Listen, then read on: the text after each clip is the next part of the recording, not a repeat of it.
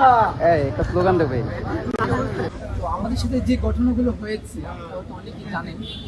আমাদের গতকাল বিকেলে বিভিন্ন ছাত্র জনতার ব্যানারে আমাদের লোডশেডিং এর প্রতিবাদ, দ্রব্যমূল্যের ঊর্ধ্বগতি এবং দেশের সংকটের নিরসনের প্রতিবাদে আমার একটা কর্মসূচি ছিল এবং এটা পূর্ব নির্ধারিত ছিল। এবং আমি ব্যক্তিগতভাবে কর্মসূচির একদিন আগেই আমি নিজে কল করেছিলাম, এখানে যিনি দায়িত্বশীল আছেন। আমি আগেই স্পষ্ট করি এখানে কারোর সাথে আমাদের ব্যক্তিগত কোনো শত্রুতা নেই। আমার ওনার দায়িত্বশীল জায়গায় নিয়ে আমার কিছু কথা বলার আছে। আমি নিজে কল করে ওনাকে ইনফরমেশন দিই যে ভাই আমাদের এখানে তো আমরা সদস্য ছাত্র ব্যানারে প্রোগ্রাম করছি, তো এখানে আমাদের সহযোগিতার প্রয়োজন হবে, আমাদের একটু লক্ষ্য রাখার জন্য আমি অনুরোধ করি। তো সন্ধ্যার পরে উনি আমাকে আবার কল করে উনি আমার কাছে একটা এক্সপ্লেনেশন চান।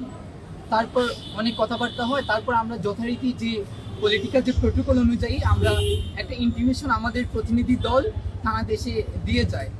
তো ইন্টিমেশনটা পাঠানোর পর আমরা সবসময় আমরা যেটা শিখেছি এবং দেখেছি যে এই বাংলাদেশে একটি গণতান্ত্রিক কান্ট্রি, গণতান্ত্রিক দেশে একটা সাংবিধানিক অধিকার প্রয়োগ করতে হলে তো পুলিশের পারমিশনের কোনো প্রয়োজন আমার মনে হয় না দরকার আছে।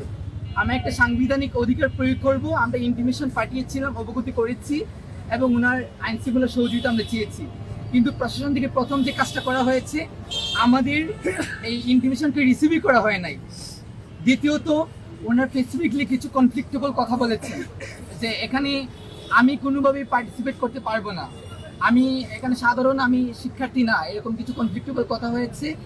এবং আরও সবচেয়ে জঘন্য যে ব্যাপারগুলো হয়েছে, আমাদের যে প্রতিনিধি দলটা ছিল, যারা ইন্টিমেশন নিয়ে এসেছিল, 3 জনের একটা দল ছিল, তাদের প্রত্যেকের বাড়ি বাড়ি আগের রাতে প্রশাসন পাঠিয়ে হুমকি ধমকি দেওয়া হয়েছে। আমাকে বিভিন্নভাবে প্রশাসনিকভাবে হুমকি ধমকি দেওয়া হয়েছে, বলা হয়েছে আমাকে পিক আপ করা হবে আমি যদি এখানে আসি। তো আমাদের পূর্ব নির্ধারিত প্রোগ্রাম ছিল। ইনফ্যাক্ট আমাদের একজন সিনিয়র নেতৃত্ব হবিগঞ্জের, যাকে থানাতে প্রায় 4 থেকে 5 ঘন্টা আটক করে রাখা হয়েছিল, বলা হয়েছিল আমি যেন ভিডিওতে এসে বলি এই প্রোগ্রামটি ক্যান্সেল করা হয়েছে। আজকে আমি ক্লিয়ার একটা কথা জানতে চাই আপনাদের মাধ্যমে, এই গণতান্ত্রিক বাংলাদেশ কি পুলিশ রাষ্ট্র হয়ে গেছে নাকি যে পুলিশের কাছ থেকে পারমিশন নিয়ে আমার সাংবিধানিক অধিকার প্রয়োগ করতে হবে? দ্বিতীয়ত যেটা হয়েছে, আমাদের প্রোগ্রাম ছিল, আমরা প্রস্তুতি নিচ্ছিলাম এখানে যাওয়ার জন্য, কিন্তু হঠাৎ করে শুনতে পাই আমার 2 সহযোদ্ধা রাজু এবং মির্জা সুমন, তাদেরকে কোনো কারণ ছাড়াই তাদেরকে তুলে নেওয়া হয়েছে। তো আমি দ্রুত করে আমার সহযোদ্ধাকে নিয়ে আমি ফুট মসজিদ, আমার যেখানে প্রোগ্রাম কি করা ছিল ওইখানে আমি উপস্থিত হওয়ার পর আমরা প্রোগ্রামের জন্য দাঁড়াতেই পারি নাই। জাস্ট আমি এখানে গিয়েছি, ওসি সাহেব ছিলেন, উনি আসলেন, আমি জিজ্ঞেস করলাম যে আমার ভাইদেরকে কেন গ্রেফতার করা হয়েছে।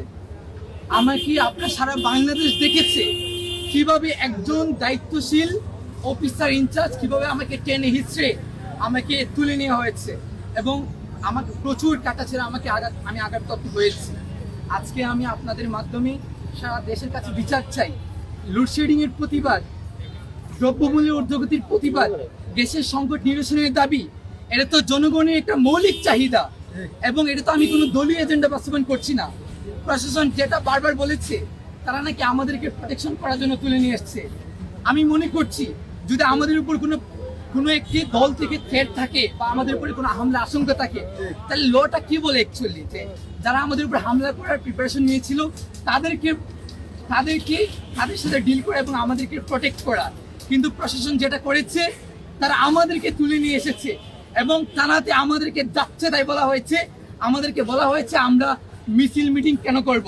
তো আজকে আমার এখান থেকে একটা ডেমোক্রেটিক কান্ট্রি একজন সিটিজেন হিসেবে আমার কোয়েশ্চন যে একটি আমার সংবিধানের 37 অনুচ্ছেদ অনুযায়ী একটি সাংবিধানিক অধিকার প্রয়োগ করতে হলে যদি এই নতুন বাংলাদেশে এই হাসিনার স্টাইলে আমাদেরকে তুলে নিয়ে আসা হয়, এর চেয়ে জঘন্য আর কিছু হতে পারে। কালকে থেকে আমাদের পরিবারকে এনে বিভিন্নভাবে তাদেরকে প্রেশার করা হয়েছে, বিভিন্নভাবে ইনফ্লুয়েন্স করা হয়েছে। তো পরিবারের তো নিজেদের সন্তানের প্রতি একটা দুর্বলতা এটা ইউজুয়ালি থাকে, ওই জায়গা থেকে কথা বলেছি। কিন্তু আমার আরেকটা কোয়েশ্চন বাকি আছে যে কোনো ধরনের মামলা ছাড়া, কোনো ধরনের ওয়ারেন্ট ছাড়া, কোন ল অনুযায়ী উনি আমাদেরকে 24 ঘন্টা এই থানাতে আটক করে রেখেছেন। প্রায় 24 ঘন্টা হয়ে গেছে। উনি কোন ল অনুযায়ী আমাদেরকে আটক করে রেখেছিলেন তা আজকে আমরা আপনাদের মাধ্যমে জানতে চাই। সেই সময়ে ওসি সাহেব সহ প্রশাসনিক কর্মকর্তারা, পুলিশরা আমাদেরকে ওইখান থেকে উঠে নিয়ে আসে এবং কিছুক্ষণ পর একটা রুমে আমাদেরকে রাখা হয় এবং কিছুক্ষণ পর আমাদের কাছে মাহাদিও আসে, মাহাদিকেও নিয়ে আসা হয়। পরবর্তী স্টেপ হচ্ছে মাহদি এবং রাজু বলবে। রাজ্য বলে তারপর মাহাদি শেষ করবে।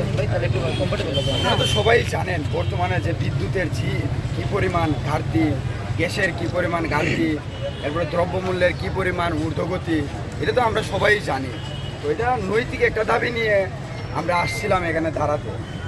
তো এটা যখন থেকে আমরা দাবিটা জানাই তখন থেকে পুলিশ আমাদের বাসায় যায়, স্পেসিফিকলি আমার বাসায়, এরপরে আমাদের আরও 2 জন সহযোগিতার বাসায় পুলিশ যায়, গিয়ে আমাদের হেনস্থা করে। তারপরে আমরা ভাবছি, আমরা আসছি যে মানুষের ন্যায্য দাবিটা যাতে আদায় হোক, সেই জন্য আমরা আসছি এবং আমরা প্রোগ্রামে অ্যাটেন্ড করার সময় আমি হবিগঞ্জে আসি। আসার পরে আমি মসজিদের সামনটায় আমি দাঁড়ানোর পরে হঠাৎ ওসি সাহেব আসেন, আইসা আমাকে ডাক দেন যে রাজু এদিকে একটু আসো। আর তারপরে আমি গেলাম, ওসি সাহেব তখন আমারে বললেন তোমার সাথে কথা আছে, কথা বলে নিয়েই আমার উনি গাড়িতে তুলে নিলেন। তো গাড়িতে এমনভাবে তুললেন যে এটা হাসিনা স্টাইলে তুলাবেন, এবং আমার পাওয়া একটা আঘাত পাই, যেটা খুবই গুরুতর আঘাত। তারপরে আমাকে এক পর্যায়ে খুবই হেনস্থা করে আমার থানায় আনা হয়। তো থানায় আনার পরে কিছুক্ষণ পরেই দিকে আবার আমাদের সহযোগিতা মাহাদিকে নিয়ে আসে। তো এটা আমি দেশবাসীর কাছে বিচার চাই যে আমাদের ওই রকম হেনস্থা এবং আমরা ন্যায্য দাবিগুলোও যদি জানাতে না পারি, গণতন্ত্রকে যদি অন্ধ করা হয়, গণতন্ত্রকে যদি মানে টুটি চেপে ধরা হয়, সেই 24-এর পরবর্তী সময়ে এটা কোনোদিনই